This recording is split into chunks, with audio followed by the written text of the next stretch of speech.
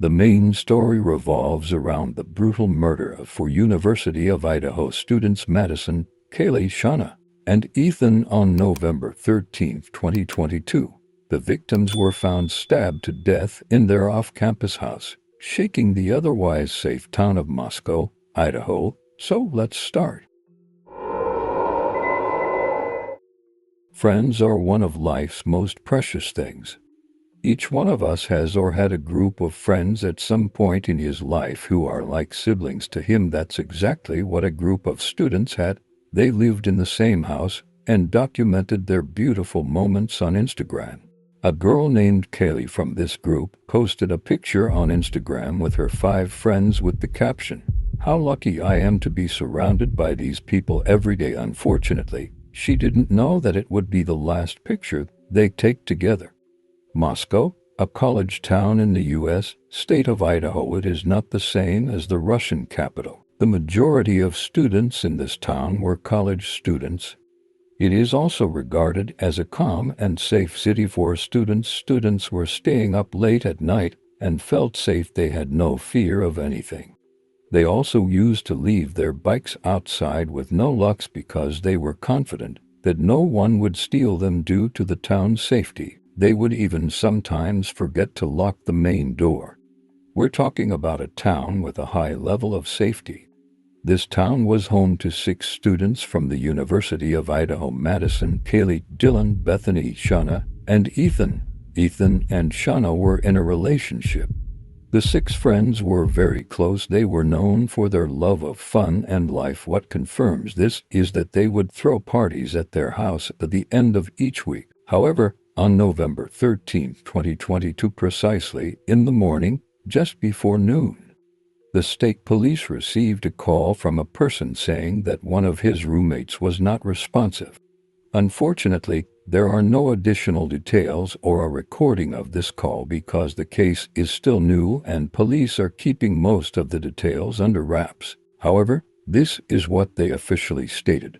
After receiving the call, the police arrived and were shocked by a horrific sight. Blood was leaking from the house. Can you imagine? The scene inside the house was terrifying, with 4 dead bodies brutally stabbed to death. Before we proceed, let me give you an idea about the house. It is a 3-floor house. Dylan and Bethany lived on the ground floor. Xana and Ethan had the 2nd floor, while Maddie and Kaylee had the top floor. Because the house was built on uneven ground, it required 2 main doors as shown in the picture.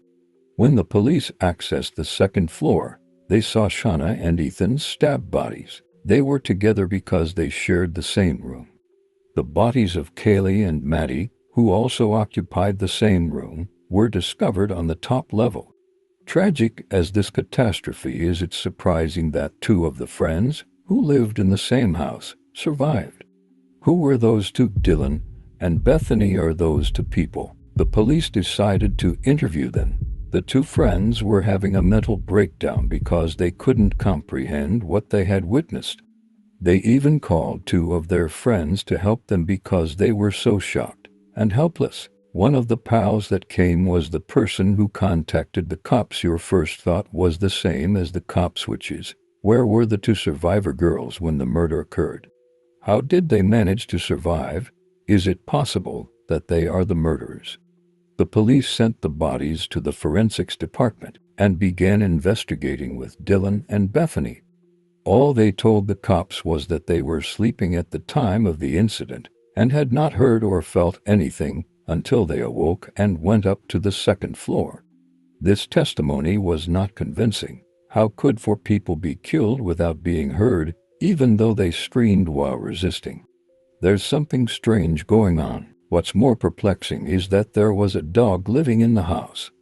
If this dog had sensed a threat, it would have barked to alert those living in the house, but that did not happen, and the 2 girls said that the dog didn't bark that night.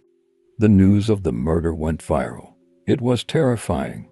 The entire college community was shaken by this murder. Further, it changed a lot of things in Moscow town. Like on Thanksgiving, people unusually returned to their houses before dark, fearing that the killer was among them. And the students walked in groups and did not stay out late. Even the coffee shop employees have officially changed their working hours so that they can return home earlier. Many students stated that they no longer felt safe in that town. Every night before going to bed, they were afraid that what happened to those students would happen to them. Also, many students expressed their desire to leave that town for a safer location, but it was difficult for them to do so because they were tied to the university and had their own lives in that town. The victims' families couldn't bear the pain of losing their children. They wondered what they had done wrong to deserve to be killed in this manner. Kaylee's mother stated that she had a terrible nightmares the night of the murder, but she didn't think much of it because she thought they were just bad dreams, when in fact, it was an intuition that predicted that a bad thing would happen. After the autopsies, they discovered defensive wounds on some of the victims' bodies, the majority of which were on Xana's. It was clear that Xana fought off her murder a long time before surrendering to death.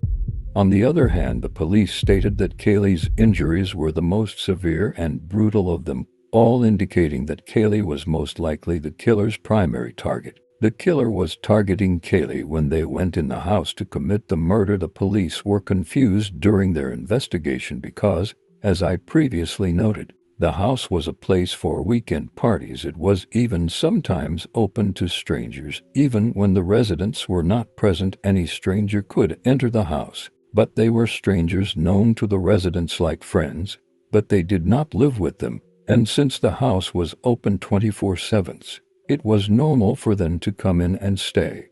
That is why the police were unable to identify the fingerprints found, whether they belonged to the murderer or to any of the party guests. The police found no strong evidence except a DNA sample, but they didn't know who it belonged to because it wasn't in the police databases, which made the investigation even more difficult.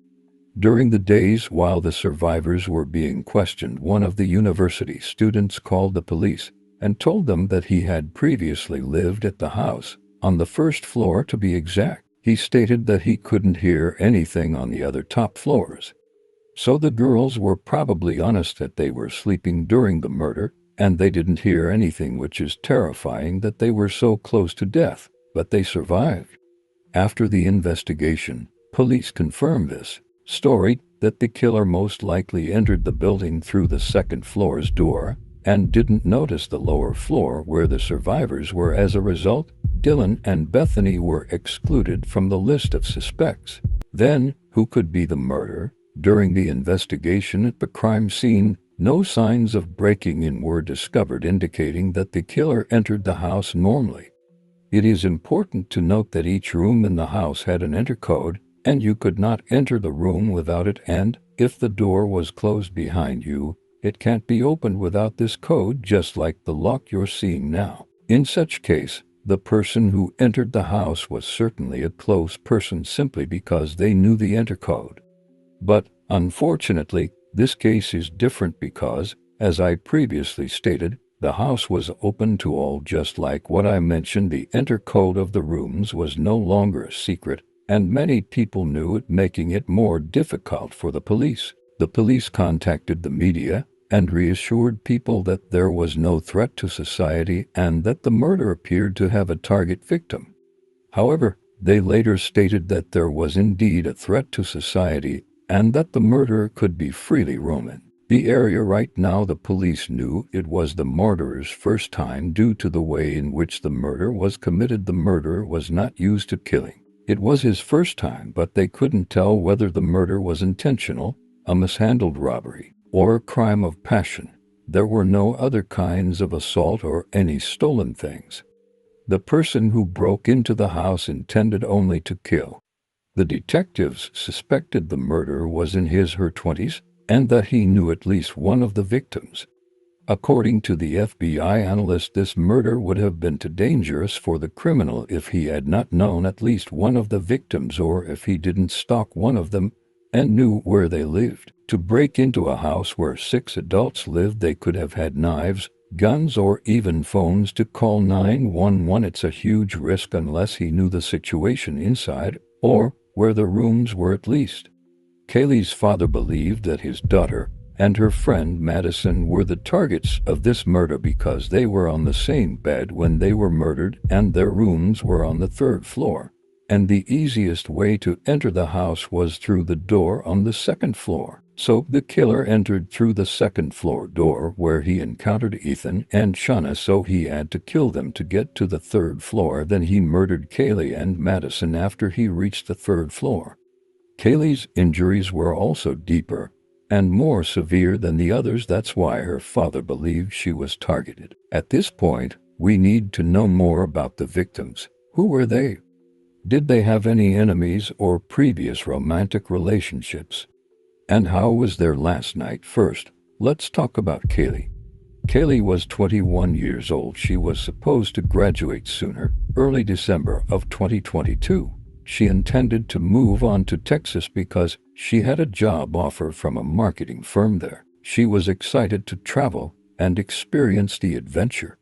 Kaylee had an ex-boyfriend named Jake. They ended their relationship on good terms and remained friends. They also raised a dog together, the same dog that was in the house during the murder.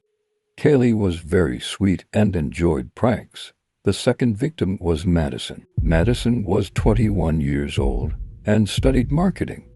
Her grandmother stated that she was a sweet soul who cared about her friends and family. She also had a boyfriend who described her as the sweetest person anyone could ever meet. She was excited to graduate in the next year. She, like Kaylee, was eager to travel and see the world. Xana was the third victim. She was 20 years old and she despised drama and disputes. She preferred to spend good time with her friends with her boyfriend Ethan, who was 20 at that time. She used to assist him with his studies. Ethan was the fourth victim. He was one of 3 triplets who were very close. On a November day, he spent the majority of his time with his siblings who attended the same university as him. Ethan was known for making everyone laugh and began dating Xana a year ago. The friends went to play football on the day before the incident, November 12th. It was late afternoon. They then went their separate ways. Ethan and Xana went to a party on campus around 8 or 9 p.m. while Kaylee and Madison went to a nightclub where they stayed from about 11 p.m. to 1:30 a.m. They stopped at a food truck at 1:41 a.m. owned by Joseph, a 26-year-old man. While working on the food truck, Joseph used to live stream on Twitch. Kaylee and Maddie appeared on the live stream while they waited for their order for about 10 minutes. Many people were standing normally, as you see on the stream, but if we look closely we can see one suspicious person among them who seemed creepy. Notice the guy standing near the girls who was wearing a hoodie covering his head. That suspicious guy attempted to approach the girls looking like he was nervous, but the girls took their order and left. He followed them until they took a cab and returned home. According to Joseph, the stranger was just standing there and did not order any food, and the girls did not appear to be afraid or in danger.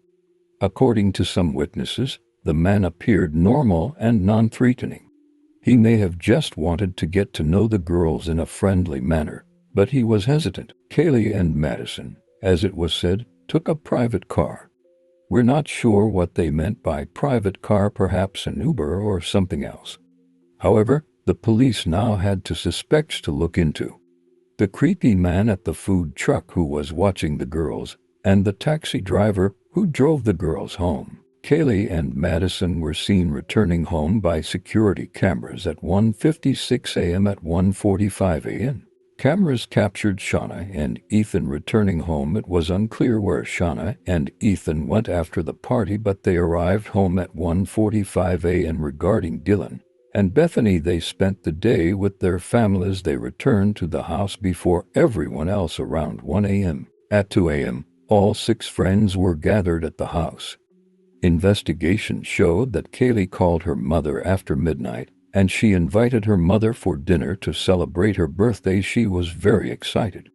A few hours before the murder took place, Kaylee sent her mother a photo of her with all of her friends. It's heartbreaking that the mother didn't realize at the time that she was hearing her daughter's voice for the last time. The police discovered something suspicious after conducting additional investigations.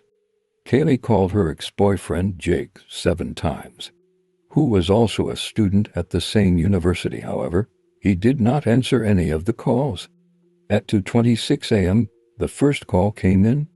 The last call was received at 2:52 a.m. Madison, Kaylee's roommate, also called Jake, Kaylee's ex-boyfriend, 3 times. At 2:44 a.m., the first call came in.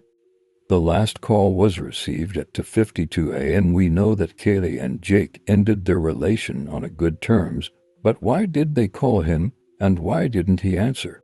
Was there an emergency that required them to call multiple times? Jake was now the third suspect under investigation by the police. Jake was brought in for questioning. Jake looked devastated by what had occurred to Kaylee and told the police that he didn't answer the calls because he was asleep.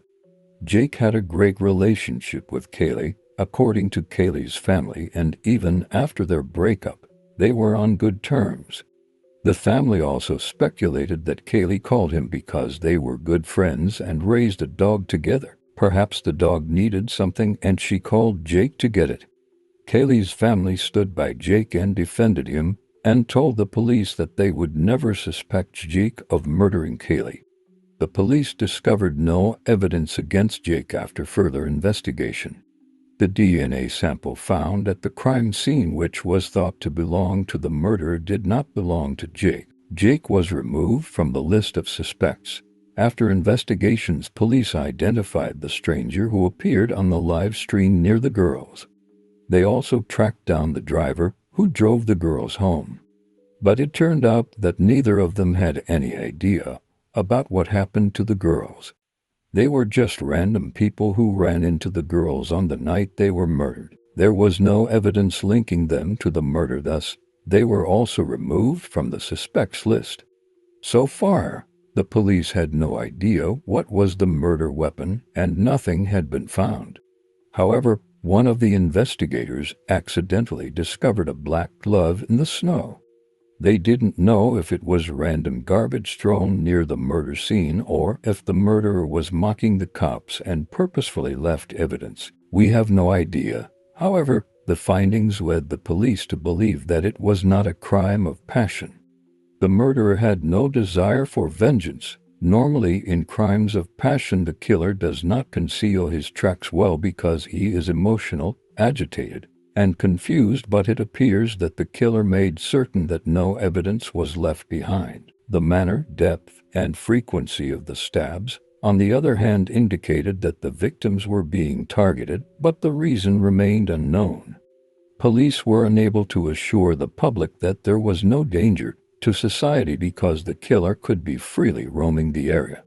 Police received over 1,000 tips and conducted 150 interviews with people who had even a passing acquaintance with the victims and discovered over 100 pieces of evidence, but it led them to nothing. The lack of information provided by the police in such cases allows rumors to flourish. There was a lot of talk. That's why I only included verified information in this video. Police confirmed this information via the news or official police reports, so we can rule out the rumors. One of the things Kaylee's family mentioned was that she complained about someone stalking her, but the family didn't know who he was. The police and FBI worked hard to find this stalker. They heard about an incident that occurred in mid-October. Kaylee was at a company one day. The reason is unknown, but after she left, she was followed by 2 guys from the same company. One of them continued to follow her after a crossroads, walking slowly behind her until he left her alone. Police were able to track down those men and questioned them about their relationship with Kaylee and why they followed her. They told the cops that they worked for a commercial company that needed to hire some females for that work, but they left Kaylee alone when they realized she wasn't interested. That's why they followed her. As far as we can see, that was an isolated incident rather than stalking. There was no evidence that this was the man Kaylee complained to her parents about. Kaylee's family reported that she had recently decided to sell her old car. She advertised the car on Facebook, so perhaps she met someone who was interested in the car, and after a disagreement or rejection, he stalked her. However, there is no evidence to support this theory. The police and FBI investigated the victims' relationships with each other at the house as well as their relationships with others. They also examined their phone calls and messages for clues to the murder. Police later discovered that the murder weapon was a razor-sharp knife. Although the weapon itself wasn't found, but this was an important discovery because police searched for the people who purchased this type of knives. It was a particular brand of knives, Kabar. Police also searched those who had previously attended a party at the house. As I previously stated, many random people had entered the house in the past. The police discovered a videotape dating back to September 2022 when police received a complaint from a neighbor due to loud noises coming from the house. When the police arrived, they met two people who informed the cops that the house owners were not at the house then. To this extent, the house was open to all. The cops informed those guys that it was considered home invading. This was not the first time the police had received this kind of complaint. The police, in fact, warned the students a month before. Police dropped by the students' house and spoke with Kaylee on the morning of August 16, 2022. The police officer informed her of the repeated complaints that the house became a source of disturbance to the neighbors. The cop asked her to stop bothering the neighbors and to stop throwing parties. Kaylee assured the cop that they would stop having parties or doing anything like that. It's so heartbreaking to watch this video when we realize that those people were killed a few months after. You're disturbing the peace. Yeah. Nothing against having parties, nothing against having people over who are overage to drink. But again, once we start disturbing the neighbors, then we've got an issue. Police found a crucial evidence later. They received a call on the 13th of November from a person reporting disturbance in his area. Police went to the area at about 3 a.m. and interviewed some guys who looked drunk when police camera captured a video of the house where the murder occurred. What's terrifying is that the murderer was most likely committing his murder at that exact moment inside the house behind the officer. Can you imagine? The police were so close to them. A white Hyundai car, model 2011 to 2013, was reported to police. The license plate number was unknown. The car was seen around the area, and it was probably the killer's because it was caught on camera in a gas station. The gas station was 4 minutes' drive from the crime scene. Police posted pictures of the car in the hopes that people could assist them. Thousands of messages and emails were received by police. Almost 22,000 vehicles were reported and searched. One of the reported cars belonged to a person in Pennsylvania. Brian Christopher Koberger was his name. After being placed under surveillance for several days and having his car searched on December 30, 2022, Brian Koberger was arrested by Pennsylvania police as the main suspect for the murder. There's some serious information about Brian that will make you feel like you're watching a movie. But before I tell you about it, let me tell you a little bit more about him. Brian is a 28-year-old PhD student at Washington State University. His next-door neighbor claimed to know very little about him. Every night, she heard a loud noise coming from his apartment. He was a night owl. According to her, he appeared and moved only at night. Brian studied criminal justice and criminology. He graduated with a master's degree from the Washington State University recently. He was a PhD student at his department. He was also an assistant teacher at the Washington State University. Brian recently had a significant update. He enrolled in a class on serial killers taught by a forensic expert doctor named Catherine. However, she refused to make a statement to the media.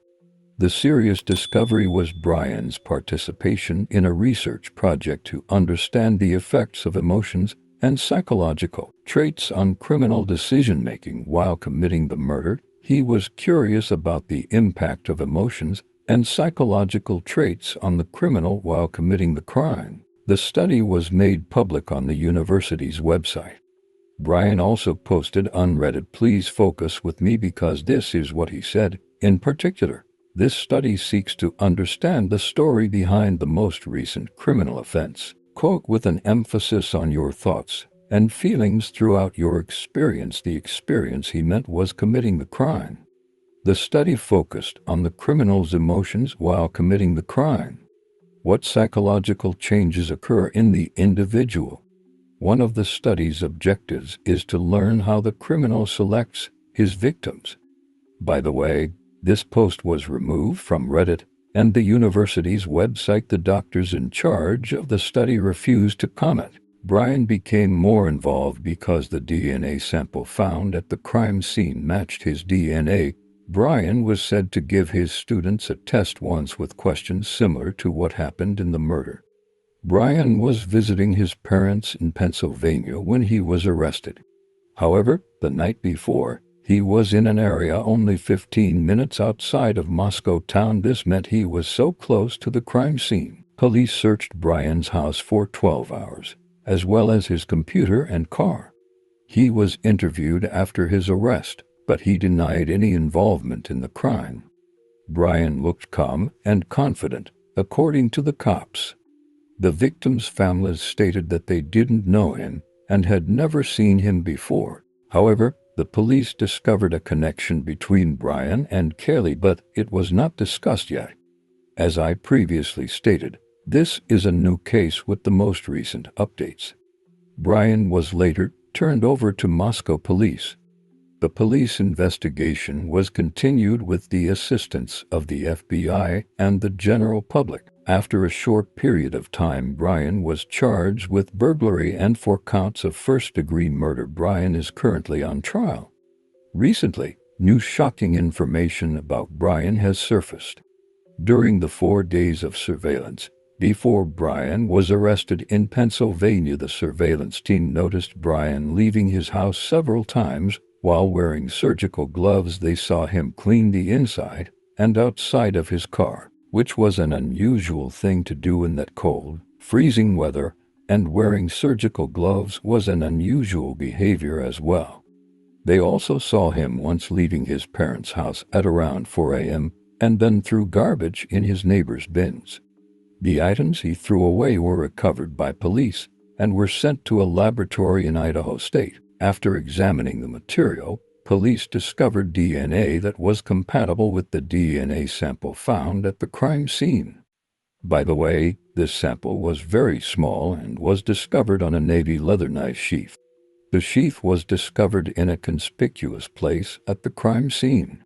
It was simply on the bed of one of the victims. Police believe the killer purposefully left the sheath in order to mislead them and make them believe the killer was connected to the Navy, but the killer missed the tiny DNA sample on the sheath. According to the report, the DNA sample found in Brian's family garbage belonged to the biological father of the person whose DNA sample was found on the knife sheath. Police searched Brian's phone and discovered information that needed to be explained. Police discovered that Brian's phone was so close to the victim's house at the time in Moscow.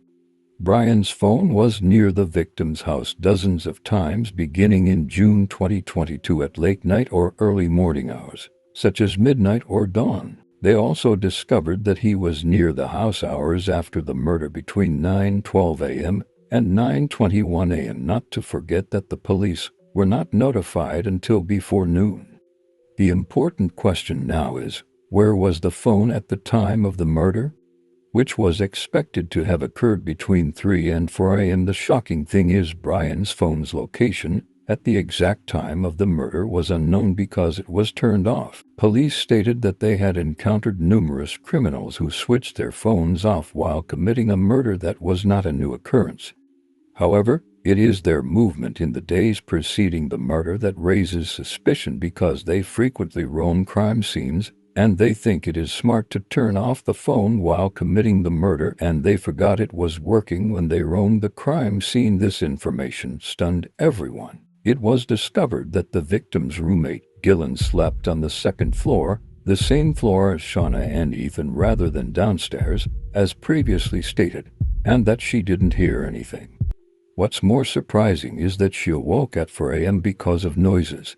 She claimed to have heard Kaylee's voice screaming that someone was in the house. However, detectives assumed it was Xana's voice. Then Dylan heard Xana's voice in pain and heard a stranger's voice telling Xana, "Don't panic, I'll help you."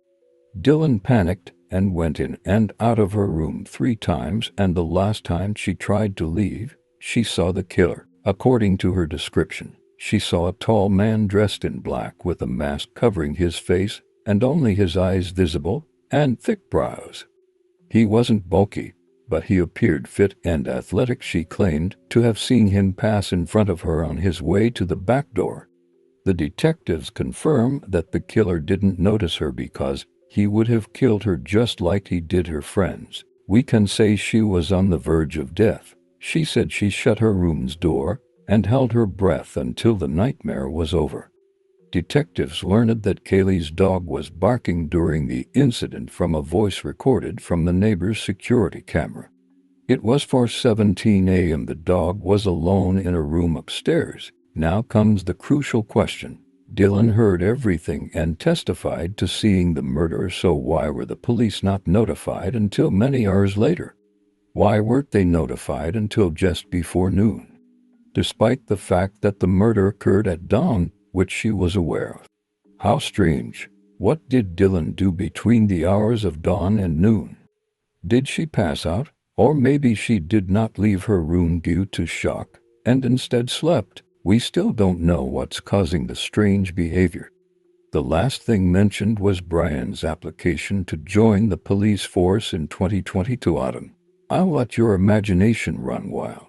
Kaylee's father stated that he would not stand by and watch the situation go unnoticed, and that they were not afraid of Brian, and that he chose to mess with the wrong family. We still don't know what Brian had in common with the victims. The police are attempting to keep the investigation's details hidden because the case is still ongoing, but we cannot rule out Brian's obsession with criminology as one of the motives.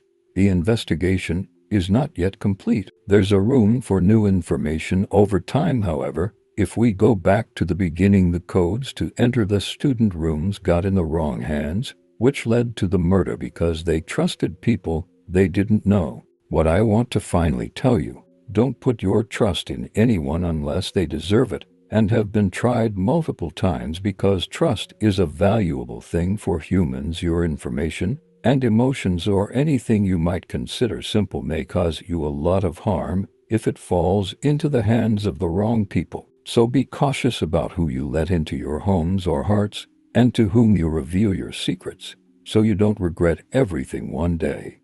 This is the end of today's story. I hope that justice is served for the innocent university students, and I hope the whole truth is revealed. Don't forget to like today's video if you liked it. Share the video everywhere if you wanted to support me. Thank you a lot. The best is yet to come.